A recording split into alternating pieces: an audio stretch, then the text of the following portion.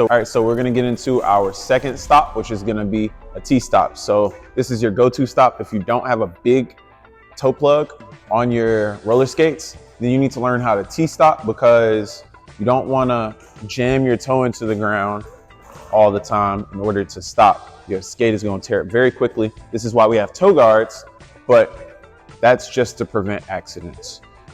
Really, you wanna learn how to T-stop, especially if you're outdoors. You don't wanna wear and tear on your boot unnecessarily. So a T-stop is gonna look like this, where I'm dragging that back foot. Okay, so I have my base right here, and then I touch the ground gently, and then I press more firmly over time in order to create that drag and come to a stop. Now, when that foot goes on the ground, I just place it at first, and then I press. And then as you press, the wheel is gonna start, the skate is gonna start to get drug away from your body, and you're gonna end up having some of these moments where you go out too far like that. That's because you're not resisting, you're not counter pushing against what the floor is trying to stop you from doing, which is stopping, right? So basically what you have to do is you have to pull this leg forward. So think forward like that, right? And a good way to practice this and simulate it is on some sort of surface. You put one foot sideways, you put one foot facing forward, and you roll out, and then you pull back using this back leg, all right? You pull back using this back leg. Those inner groin muscles is what you're gonna be focused on in order to reel yourself back. That is a good way to simulate what this is supposed to feel like. So here's a side view for you. I'm using these muscles on the inside of your legs, and I'm trying to close my legs basically. And what this is supposed to do is this back leg is supposed to feel like when you pull to come to a T-stop, all right? A couple of details on the T-stop. Number one, my foot, as you can see, is at about a 90-degree angle, all right? If you have less than that or greater than that, then there's a good chance that your skates will just roll instead of dragging on the ground and bringing you to a stop. So the 90-degree angle is very important. What's not very important is how specific you are with your foot placement. And this is what I mean. Whether I tee with my foot perfectly behind my heel like this and form an actual tee with my feet, versus if my foot is out here, not this, but if my foot's just like out here, shoulder width apart, that's so a fine T-stop. So you don't have to get too particular on that. Just know that you have a base that has most of your weight.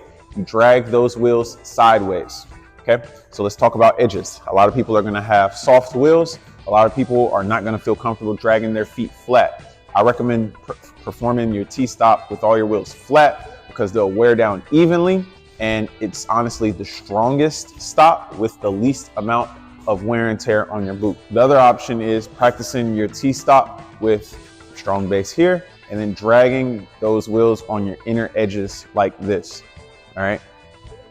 And then the final option is outer edges like this, all right? The outer edges one might be a little bit more for show than the inner edge one, but the thing about these inner edges is all those wheels, both of those wheels on that inner edge is gonna get rounded out real quick. If that is, number one, the only stop that I rely on, meaning I only stop with this right foot and not my left. And number two, if I do that all the time at high speed, at highly textured surfaces, it's gonna tear your wheels apart very, very quickly. It's gonna wear them down. To prevent any uneven wheels or even a weaker stop, just practice it, trying to get all your wheels flat and getting that pull-in motion. One of the exercises you can do to practice this T-stop is to go ahead and form that T, and then push off of your back leg and then drag it behind you. All right, so push off and then follow yourself and perform that T-stop. All right, it can happen as a little scoop like this, so you can kind of just get a feel for it of pulling that leg forward. All right, and then eventually with this stopping technique, with the scissor stop and any other stopping technique, you want to treat it like laps. So go straight line or in a circle, progressively faster, and stopping harder and harder each time. So you start off right here, then you go a little bit faster and you go here, and then you pick up a lot of speed and then you practice your stop. You practice your stop full speed like that. Now, as for my waist up and what I'm doing with the rest of my body, you want a firm posture. You still are in a good, ready position. And that's primarily like what you need to focus on up top. What's happening in my feet is my base is on that outer edge. My base is on the outer edge and I'm performing it like this. And that's because my outer edge is just stronger for balance purposes. All right. That doesn't mean that's where your weight is entirely. And it doesn't mean that's where it's at the entire time either. There's always going to be some course correction and little micro adjustments with your foot. That way you can stay on track and skate forward. All right. But for the most part, I'm favoring my pressure to my outer edge. So that's some of the key points on T-stops. Next, we're going to get into backwards roller skating.